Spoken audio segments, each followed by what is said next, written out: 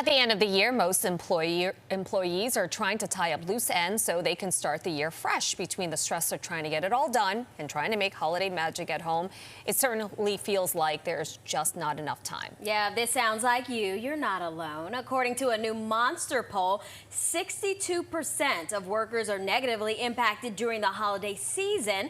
A Monster.com career expert, Vicki Salemi, is here to talk about managing a stressful holiday season for your work-life balance. Welcome back to the show. Thank you for having me. I like to think during the holiday season, especially the end of the year, a lot of people are more joyful and relaxed, but you say people are juggling stress? They are. It's just more chaotic in general. They're working, juggling the holiday, trying to fit in the fun, and so it could be stressful. All right, is it possible to actually take time off from work? Because in the polls, the majority of workers say that even when they have days off, they find themselves working from home. It's true. They are working, but they are trying to log off, and through that, they're taking time from themselves to work out, spend time, of course, with family and friends to celebrate if they do even log on from home. Okay, so speaking of that, why do you think and feel that some people feel the pressure to work during their off time and their off days? I know. There are two reasons we found in our Monster poll. The first is the emergencies that may happen, and the second is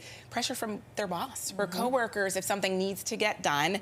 And then it's a cycle because then they're responding, and then their coworkers are responding, and then they're still working. Oh. It also sort of sets a bad precedent, right? Is this a problem outside of the holiday season that just sort of continues and you kind of bring it into the new year as well? It does, and it goes in peaks and valleys in terms of cycles, typically over the summer and during the holidays, but it's an opportunity for people to take a step back and say, wait a minute, is this happening every day? Because maybe they're working for a toxic workplace. Okay, so we're talking about a work-life balance. What do managers and, you know, the people up above us need to do during this time? Yes, I'm glad you emphasized managers. Yes. So bosses who are watching, okay, set the example. Lead by example. Don't send that email at midnight or 3 a.m. Put it in draft. Right?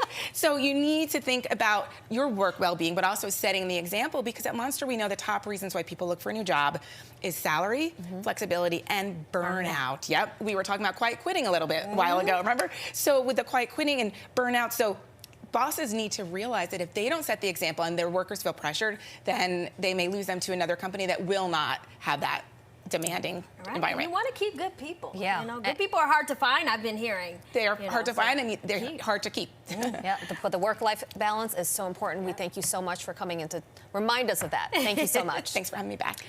Okay, for more career advice or to search for job openings, head on over to monster.com.